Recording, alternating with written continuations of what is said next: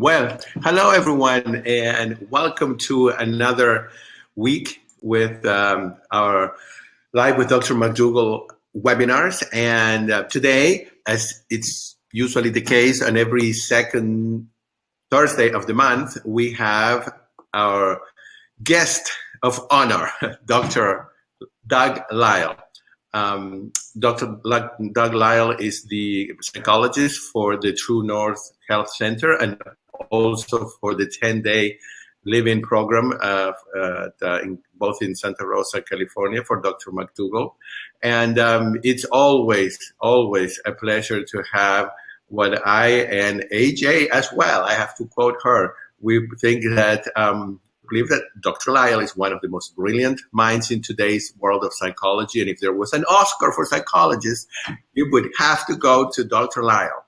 So we are thrilled to have you here, Dr. Lisle. I know everybody is just can't wait to learn from you today. I just want to say, for those of you that may not be aware, that Dr. Lisle wrote this magnificent book, The Pleasure Trap. I encourage you all to get it.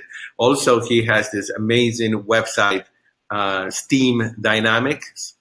And I can't encourage you enough to visit the website and perhaps schedule a phone consultation with him.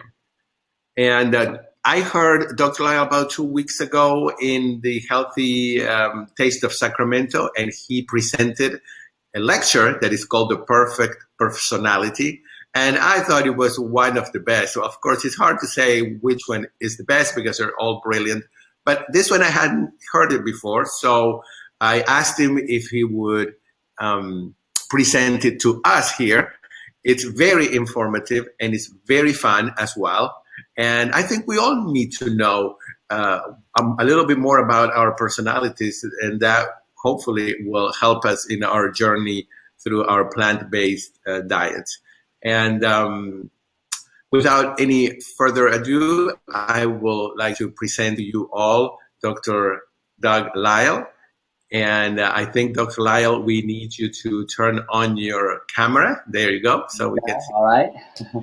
And very good. So let's see if I can bring you to the screen. There you go. All right, great. How are you doing today? Just everything's good. All good out here.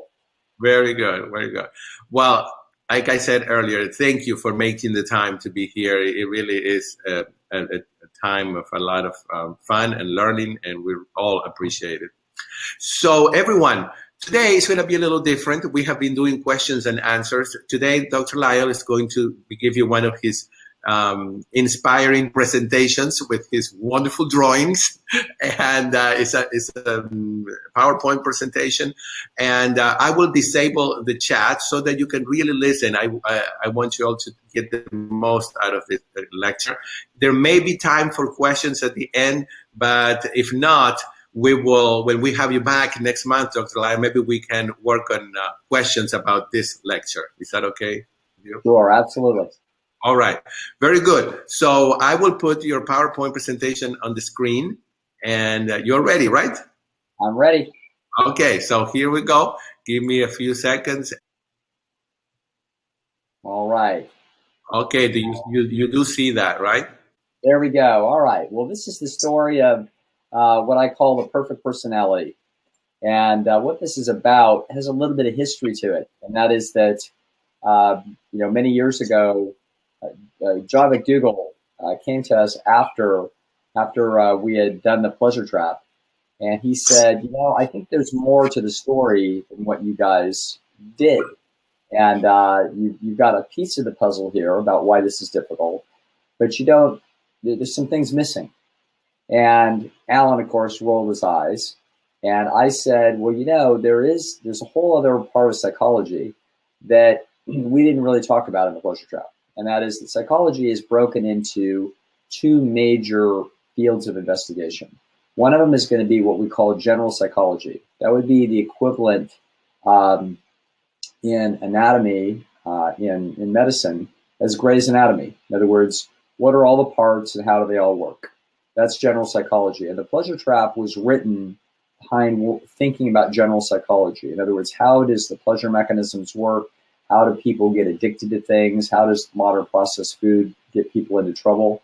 Those are issues that fit everybody in our species.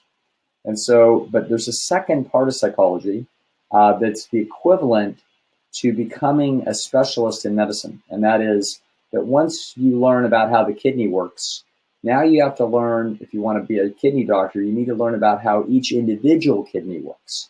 What about the individual differences between kidneys? And in psychology, that's akin to what we're going to call personality. In other words, general psychology is the pleasure trap.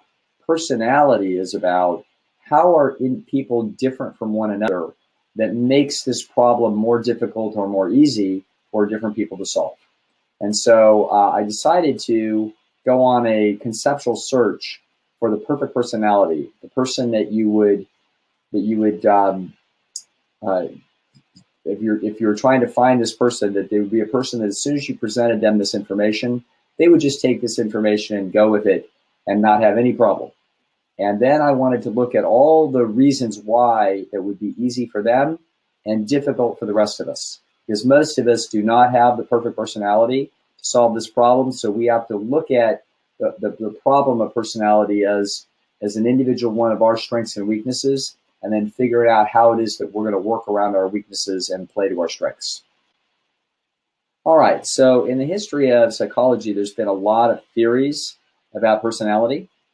And so there's been Sigmund Freud, and he had his thoughts about this, and if your toilet training was a little off at some point or another, then that made you, I don't know, anal retentive or anal explosive or something. Point is, he had his own ideas.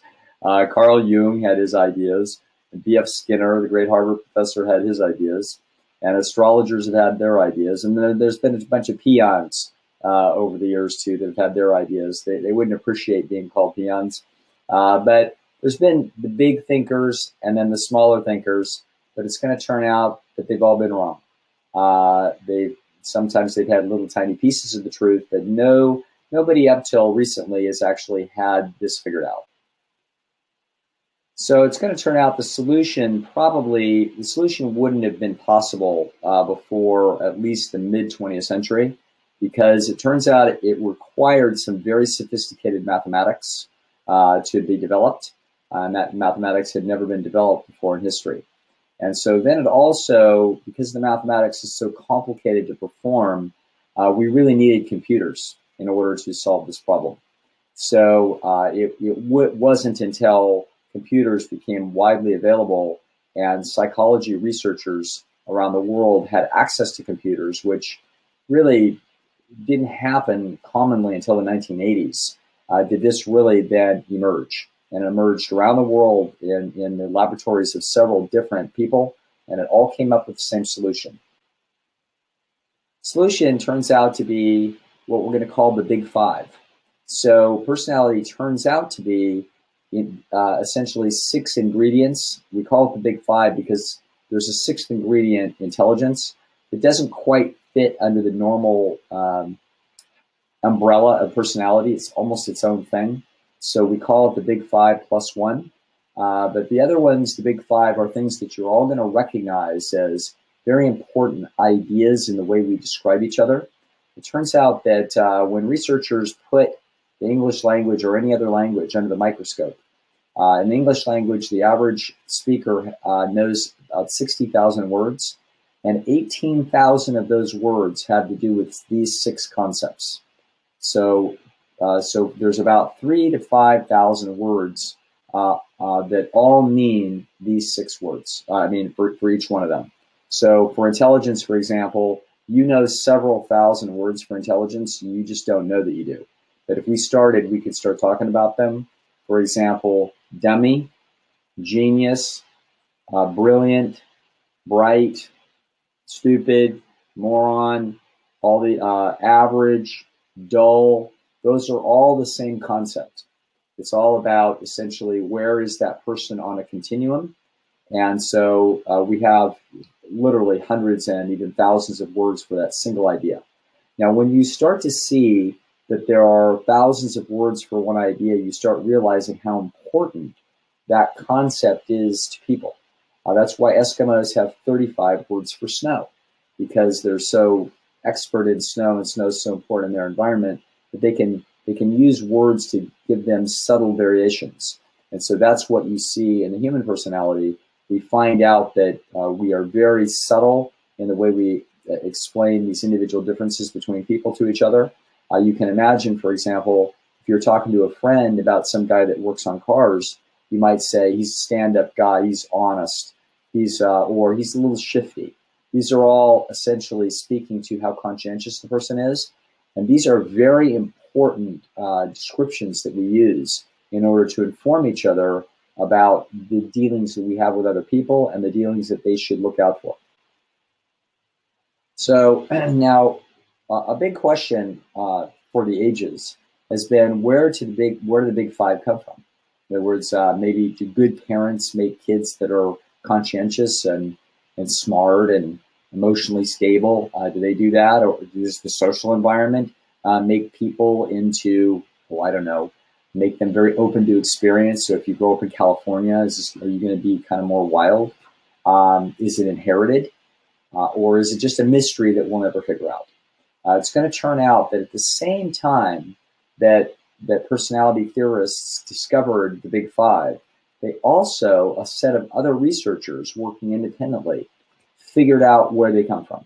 And so we now know it's no longer a subject of speculation. It's going to turn out that there's a great natural experiment that helped us figure this out. And this happened in Minnesota. In the state of Minnesota for years, for decades ago in the 20th century, they were keeping track of the birth of twins. I don't know why they were doing this, they just did. And so every time there was a twin birth, it was recorded in a registry. And then over the years, over the decades, a certain number of these twins were adopted out. And oftentimes one twin went to one household and one twin went to another household. And once in a while, these twins were identical twins. So now we wind up with a fantastic natural experiment to test one of the great theories in personality, which is how much is personality inherited. So now we're going to be able to see whether personality is inherited or not. Because if personality is learned, if it's simply shaped by your social environment, then it's going to turn out that if two identical twins are raised in different households, they shouldn't be alike at all. And in fact, they should probably be very much like the people that adopted them, because from birth, they're watching them and imitating them and getting reinforced by them. And so they should also be a lot like their siblings of the families that they are adopted into, because their siblings are raised in the same environment that they are. So this provides a fantastic natural experiment to test what we're going to call genes versus environment, or nature versus nurture. And so in this way, in 1985, psychologists found the answer. It's not well publicized, but this is what it is. This is what happened. Suppose we had two identical twins there. One were dressing in red and one in blue. And we're going to send one of them to Florida to live with the Smiths. And the Smiths do things their own way. He works on a boat and drinks a lot and swears and etc. And then the other one's going to go to Oregon to another family, and that those people are really straight-laced and go to church 3 times a week. All right, what happens? Does our little guy in blue there wind up anything like the family that he's adopted into? The answer is no. It doesn't wind up anything like them at all. In other words, he's no more like them than a random member of the street that you could pluck off the street would be like them. So he is that kid is a total fish out of water in that house. Turns out that the very same experiment is taking place over in Oregon, where this person, the little guy, gets adopted into the straight-laced family. He doesn't become straight-laced, doesn't become anything like these people. So this is an extraordinary finding. Now we're going to find out whether or not these two individuals, the twins, are like each other when they come back together when we bring them into a room 35 years later. It's going to turn out that they are. They are extremely alike. That what we call their correlation coefficient is about 0.62, which means they are extremely similar to each other. Now, they're not the same person. They're not exactly the same, but they are extremely similar. Turns out that their intelligence is even higher, even more correlated than that. So if one of them is really smart, the other one is also going to be really smart. So this is, if one of them is average, the other one is going to be average, and if one of them is below average, the other one's going to be below average. So this tells us, essentially, this is the proof that came with this study to show us that personality is overwhelmingly dominated by nature. And so that if you're a mom and you've had 3 kids, you probably already know this intuitively, but those 3 kids are extremely different. They have similarities to each other because they share some of their genes, but they are actually quite a bit different from one another. So this is essentially the story of how we are what we are. And our personalities are not going to particularly change over the lifetime. They will a little bit. They'll modify their way along.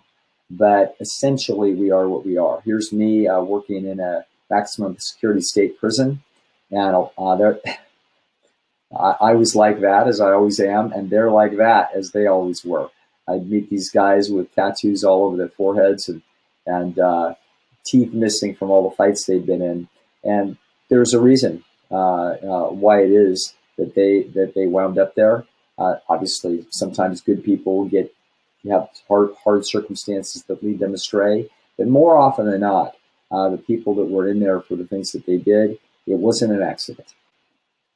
All right, we're going to now look at some different features here. We're going to look at the big 5+1. These come from, and we'll have some descriptions, these come from bumper stickers out of a book by Jeffrey Miller, who's a brilliant young psychologist at the University of New Mexico, who described personality in his book called Spent, where he tells the story of how our individual differences in personality essentially cause us to do the consumer spending that we do. So when people buy a Prius, there's a reason. And when people buy a Pontiac Firebird, there's a reason. What they're doing is that they are essentially expressing their personalities and their consumer choices. So it's an extraordinary book if you're ever interested. And these are some of the bumper stickers that he found driving around Albuquerque, that where people were advertising who they were by the bumper stickers on the back of their car.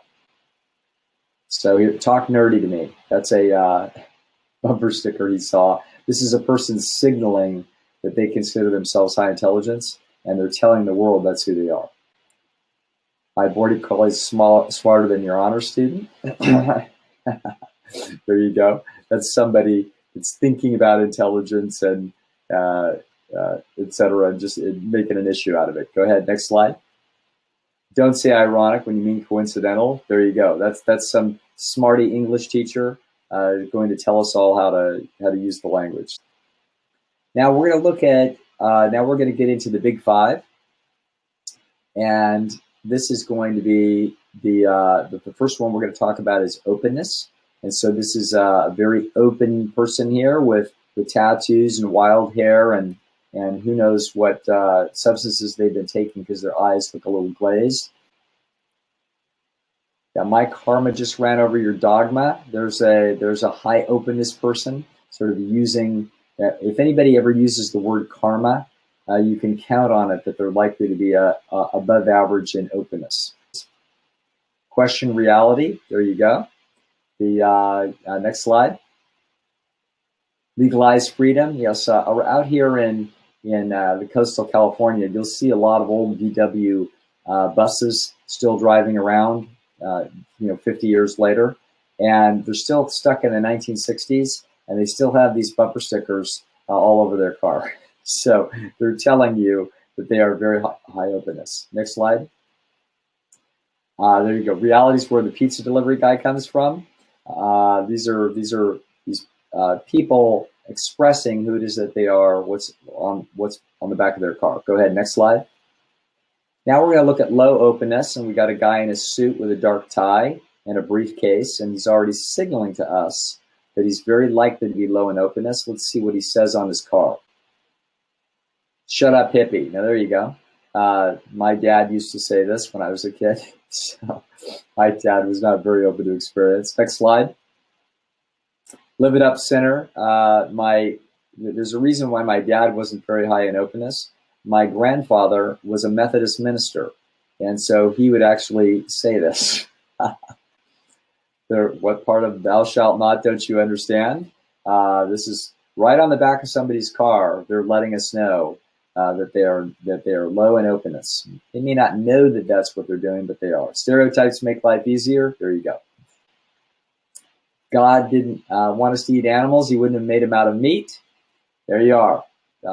This is a person that's not going to be open to the concept of a vegetarian perspective because it's out of the bounds of normal. And so if someone puts that on their car, they are signaling something. They're signaling also some disagreeableness, but they're also signaling a lack of openness. All right, high conscientiousness. Now, high conscientiousness, this has to do with what you would call character, doing the right thing, etc. And so high conscientious people have a lot of anxiety to do things properly, and they lose sleep at night because they worry about making sure everything is done in the correct way. There you go. The police never thinks as funny as you do. Get off the phone and crash already. In other words, a very high conscientious person wouldn't want you on the phone. Just because you can doesn't mean you should. Jesus would have used his turn signals. There, the high conscientious person is letting us know that we're not quite living up to standard. Next slide. Now, low conscientious is going to have a lack of anxiety and not very interested in making sure they do the right thing. And they're not too interested in worrying about their rent. Drive it like you stole it. Saturday as a morning. Clean house is the sign of a wasted life. These are all these signals of people without a lot of anxious tension and not necessarily concerned with doing everything properly. Now we're going to look at the next dimension is introversion and extroversion. And so the world, these people differ considerably on this dimension. Go ahead, let's look at the next slide. My cult-like following is now accepting applications. It's an extrovert. Go ahead, next. It's party time at Dana Point. You know, as a young person, I would see these bumper stickers all over Southern California, and I always wondered when, you know, there was ever going to be a party in Dana Point that I would ever be invited to, and it never happened. Go ahead, next slide. Adrenaline's my drug of choice.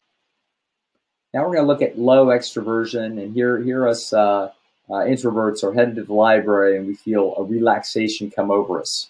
It feels like the right place. Go ahead, next slide. Eagles don't flock. Don't bother inviting me, I won't come. I'll admit that this is not one of Jeffrey Miller's bumper stickers. I actually wrote this one myself because this is my motto. I'm really quite introverted, and so I actually don't want to be invited because I won't come. Go ahead, next slide. Now we're going to look at high agreeableness. And so there are people that are very sweet, very agreeable, and then there's people that are very disagreeable. So we're going to look at the differences here. Next slide. There you go. That's one that we've all seen. Commit random acts of kindness and senseless beauty. That's this high, agreeable, sweet person that wants the whole world to love each other. Coexist. I should have put the peace sign in there. It was supposed to be in there. We've all seen that bumper sticker. Go ahead. Next slide. God bless the whole world, no exceptions. Low agreeableness. These are people that have nothing but contradiction for you. So you have a discussion with them, and everything is me. They're like the knights that say me out of Monty Python, and we can't get them to agree to anything. Go ahead, next slide. There we go. Honk if you've never seen a newsie fired from a car window. They're letting you know right now they're disagreeable, and this is not going to be pleasant. Just because I'm a mom doesn't mean I care. There you go. Yes is my truck. No, I won't help you move. There you go. Go ahead, next slide. Now we're going to look at the final dimension, which is stability. This is sort of how emotional people are. And we're going to now look at the differences here in people on this dimension. Go ahead, next slide. There we go. If at first you don't succeed, redefine success. This is a very stable person that is not going to be thrown by any kind of negative feedback. It's not a problem for them. They're going to persevere. Best thing in life are not things. Very stable people, not too excited about anything, and very stable. Smile and let it go. No problem. Go ahead. Next slide. Now, low stability. These people are very emotionally volatile. So this is a whole different kettle of fish here. Some days it's just not worth gnawing through the straps. It's not whining if you wave a handgun. Tell me, where's this bright spot side you speak of? So now what we're going to look is we're going to look at profiles in perfection. So I'm now on the search with the big 5 plus 1 in my mind. And I'm going to search through the people that I know and the people that I've met, and I'm looking for the perfect personality. So here are the big 5. We're going to assume that when it comes to health behavior, you're going to have to be pretty smart in order to even caring about this. So people that are not very intelligent never are going to read enough and make the connection, or rarely will, that food and health are going to go together. So we're going to ignore the intelligence issue. We know that you have to be smart enough to know that this is serious business and that there's science that underlies health, and that it makes sense that food and health would be connected. So what we're going to be spending our time on is the big 5. So we're going to start with a cheerleader. Now, a cheerleader is going to be pretty open. She's going to be pretty conscientious because she's got to go to practice and show up and do these routines. She's going to be very extroverted. So it's not going to do us any good to have a very introverted cheerleader. She's going to be reasonably agreeable, and she's going to be a little bit emotionally unstable. Doesn't do us any good to have a cheerleader who, when the team is winning a big game, they're like, well, whatever, take it or leave it. We need to have somebody volatile, more excitable, and when they lose, there needs to be a big tear rolling down her cheek about how important this game was. So that's what a cheerleader would look like in terms of profile. All right, good. We got a football coach. That's great. Okay, good.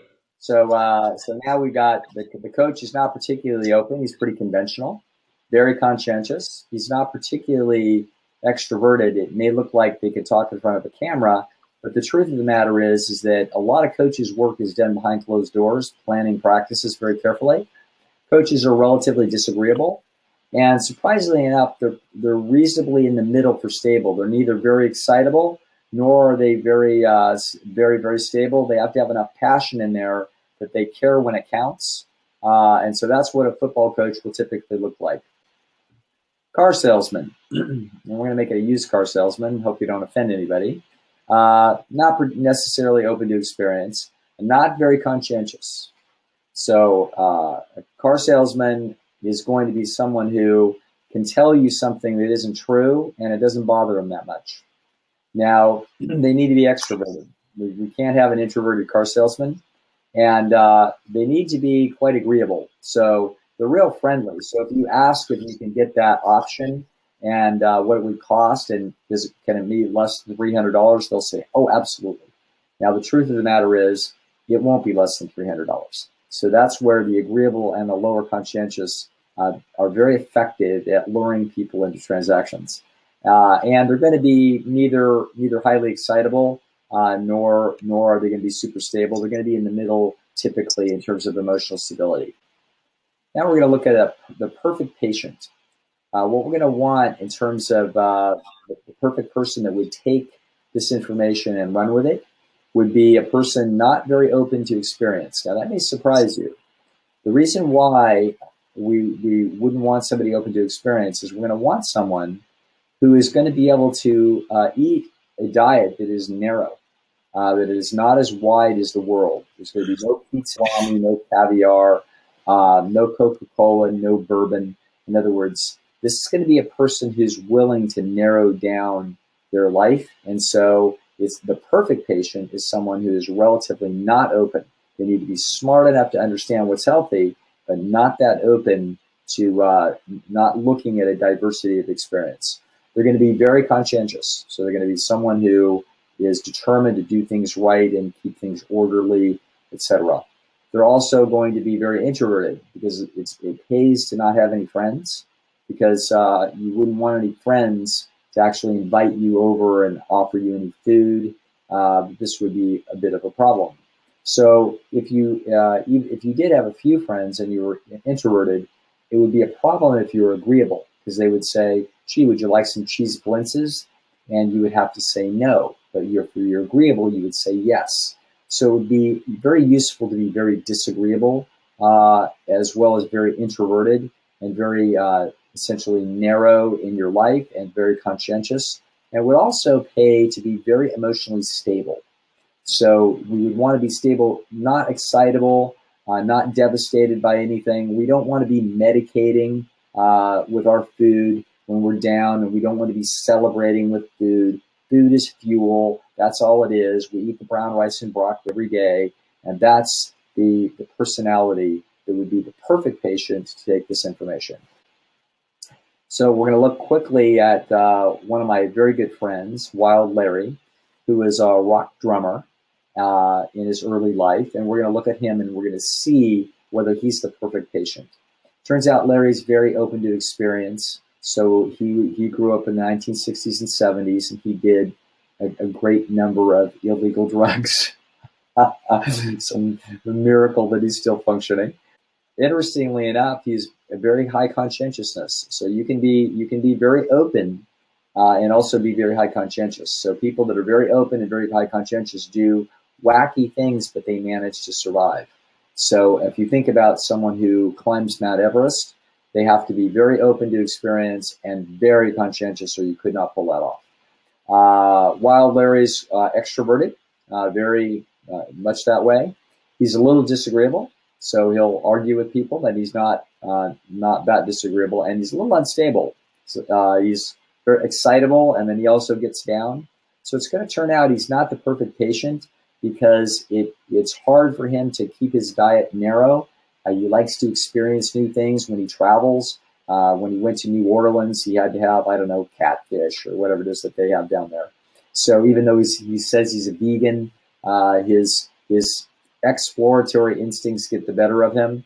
And then also, when he gets down, he needs a little soy ice cream to medicate. And then when he gets all excited, he needs a little soy ice cream to celebrate. So Wild Larry has some weaknesses in his profile. He is a perfect Wild Larry. His wife loves him just the way he is. But for a patient for this problem, he's not the perfect personality, and therefore he does a good job, but he doesn't do a great job. Let's see if we can figure out who this is. This is Dr. McDougall. So Dr. McDougall is a bit open, not super open. He's not as open as Wild Larry. But Dr. McDougall, swims with the sharks and goes to the Galapagos and learned to, fly a plane. This is not someone who is not open. And so part of that openness drove him to the new information. So the open-mindedness as well as the adventurousness, that helped him become who it is that he is. Super conscientious. It's known by many people that he will answer your email before you have sent it to him. So we know he's very conscientious. He's neither introverted nor extroverted. He's in the middle. He's very in the normal ranges for interpersonal style. He's a little disagreeable, and this is true with most pioneers. They put up with a lot of negative feedback from their peers, and it helps a great deal to have some cussedness in you to push back. He's not super disagreeable, but he's disagreeable enough to stand his ground, and so that's actually a strength with respect to this problem. And he's quite stable. So Dr. McDougall does not need to celebrate and medicate as much as my friend Larry does. So where we see Dr. McDougall's weaknesses here would be in his openness. And so this is where it is a little sense of adventure will pull him a little bit away from a perfect diet and lifestyle. Not much, obviously, and he's overriding these things with great intelligence and great conscientiousness. but it has not been as easy as it would be if you were lower in openness. Now we're going to look at Mary McDougall, and we're going to see about that. Mary is also high in openness, high in conscientiousness, also middle of the road, actually probably a little bit more introverted than John. She's very agreeable and very stable. So it's going to turn out that Mary had no problem adopting this diet and lifestyle for the reasons that because she was going to follow John's lead and wasn't going to fight it. I've seen many couples where one person in the couple was going to go this direction and the other person in the couple was disagreeable enough they weren't going to go. So fortunately, he would have not become Dr. McDougall had he not been married to Mary, or marries someone like Mary, because he needed somebody who was willing to go along with really a revolutionary way of looking at life in this way. And she did, and that's how this worked out. Oh, I had a sweetheart once, and she was kind of wild, so we could see the very high openness. So I found about this openness in the early 2000s when I discovered that she had discovered a thing called Burning Man. When I told this story at Advanced Study Weekend, I said, "You guys, have you heard of Burning Man?" And everybody in the audience seemed like they'd heard of it. It's like, where have I been? I never heard of it. But high open people have all heard about Burning Man. And so not only did she hear about it, of course, she wanted to go. And I said, that looks to me like a bunch of hippies howling at the moon, eating food with sand in it. And she said, yeah, isn't that great? So she went, and she came home a week later, dust all over her and in her ears. And I said, how was it? She said, well, it was a bunch of hippies howling at the moon and eating food with sand in it. I said, was it worth it? She says, yeah, never do it again, but it was worth it. That's the high openness. Conscientious, pretty conscientious. She was very extroverted, pretty agreeable, and more like a cheerleader, a little less stable. And so as a result, pretty excitable. And so through this, when you see this profile, this is someone who's adventurous and going to want to eat the crawdads in New Orleans, and also going to do a little celebrating and medicating with food, and going to hang out with people. And when they offer her food, she's going to eat it. There you go. You're not going to have this has not been an easy ride for this person. This person does a good job to this day, but not a great job, which is exactly what we would expect out of this personality. Now we're going to look at my best friend, Dr. Alan Goldhammer, and the co-author of The Pleasure Trap. Let's see. Low openness. Alan could eat the same thing every day, and it wouldn't bother him in the slightest. Brown rice and broccoli again. He's all excited about this. No problem. He fits the profile for low openness. He's very conscientious. So this also is now fitting. In other words, once he finds out the thing he's supposed to do, this is what he's going to do. He's not extroverted. He's very introverted, and so this is perfect. You can certainly talk to him. He's not shy. He's just reclusive. He lives in a remote area of our place, Santa Rosa, and he's very happy to be back into a deep flag lot where people don't even know he's there. He's disagreeable. Similar to Dr. McDougall. In other words, he's not super disagreeable, but he's disagreeable enough. So if anyone ever did ask him, hey, Alan, would you like a bite of this? He'd say no. And if they said, well, why not? He'd say, because I don't want to get sick and die.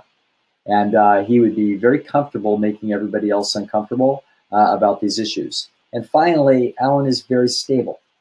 So there's no need for him to celebrate or medicate about his food. He eats the same thing day in, day out, and doesn't have a problem.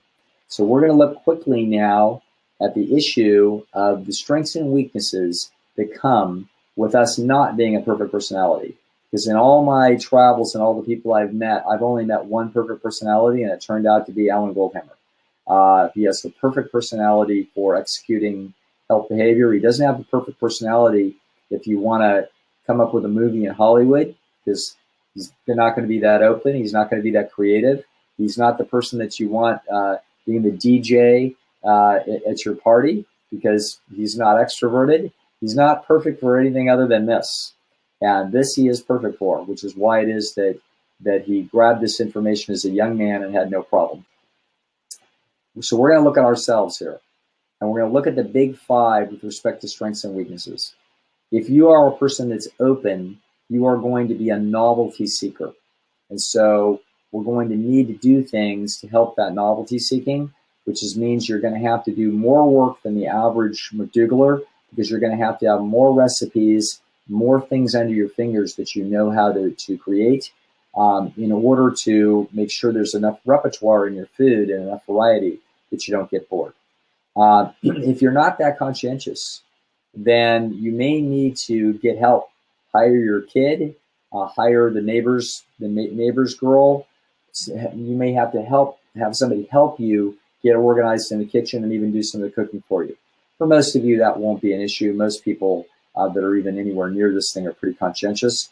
But paying attention to getting things organized, that can be very important. Extroversion.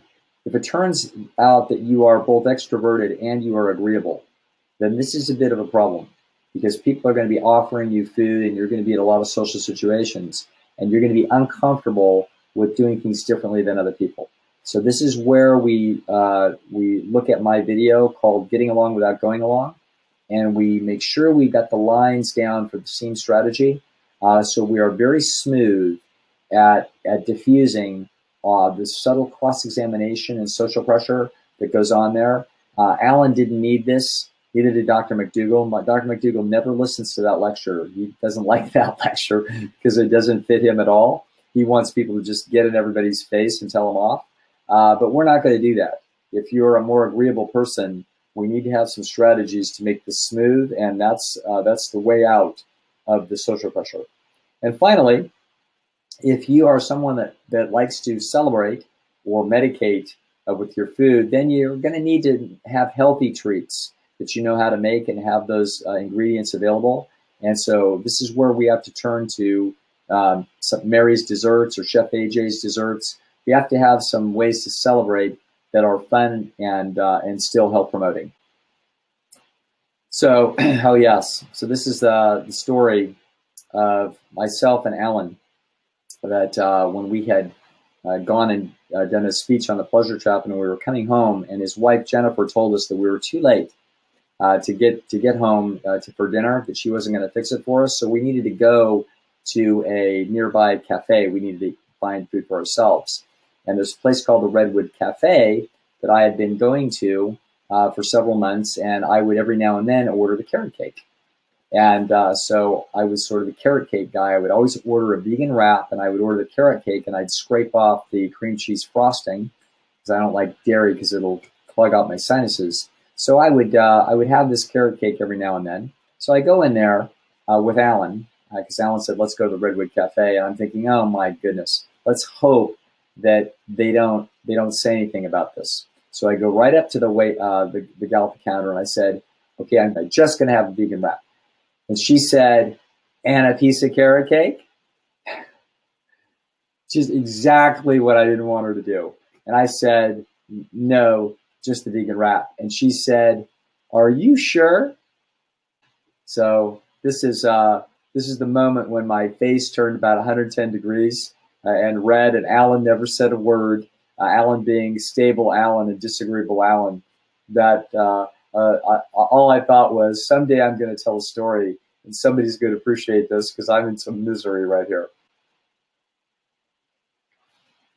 I think that that could be it. Yes. So the story here, folks, is that none of us have the perfect personality to solve this problem. Almost none of us. And so that whatever your strengths and weaknesses are, you can use this as a guide to sort of direct you and to point you towards the places where you've got some weaknesses. And these are ways to patch away around those weaknesses so that you can do a better job and so that you can stay on track and have the life you deserve. Thank you so much. This is my second time I heard you, and I was laughing like it was the first time. But thank you. It's so insightful to see all those 5 categories and start to think about where you fit in. Sure. Just one question, Sure. Dr. Lisle. I apologize, everybody. Today we had to do the webinar an hour earlier because I have a very tight schedule and I'm going to have to go. But I encourage you to write down questions while they're fresh in your mind right now, so that when we do our next webinar, you'll have the questions about today's lecture. I don't know if I will be able to find the question that someone, let's see, what do you do if your personality is not suited to this lifestyle, but you're intelligent and you know this is how you should eat? Yeah, you have to do all these patches. These are like software patches. You know how Google and Apple are always having, Microsoft always have to send up updates because there's some problem with their software. If you don't have the perfect personality, you've got the perfect personality to be you, but you don't have the perfect personality for this problem. So in some ways, the perfect personality for this problem is some really boring accountant that just does everything properly and makes sure every number is in the right slot and never gets too excited or upset about anything. And so most of us don't have that. So we have to do things like widening our repertoire, sometimes putting in some real effort, bursts of energy at organization. So make sure that you've got all the equipment and the recipes and stuff stocked in your pantry to make, to have 80% of the job done before you start. These are some of the things that we need to do. And if you're real agreeable, then you're going to need to look at my video on getting along without going on, so that you've got a few words and phrases and strategies that can slide around the social pressures that come up. So that's how we have to do it. We have to patch our way around it. Is this information that you presented today, is it in the book or it's not in? This is not in the Pleasure Trap. So this is what happened when Dr. McDougall said, "You guys don't have the whole story." And so that's what came out. And Alan, of course, said, "What do you mean we don't have the whole story?" Right. That's right. But Dr. McDougall was right on target, and this has become a favorite. When people hear this, they can see themselves and they can see their own. They can see where they're vulnerable, and so my great openness led me to the character. Thank you, Dr. Lisle, for being here today, and thank you everybody for joining us. And remember that next week we are continuing with Dr. McDougall's series on the digestive tune-up. And every time that you sign up, we send you homework so that you can read and be ready and get the most out of the webinar. So we will see you next week. Now, next week it will be at the usual time of 1 p.m. Central Time or 11 a.m. Pacific Time.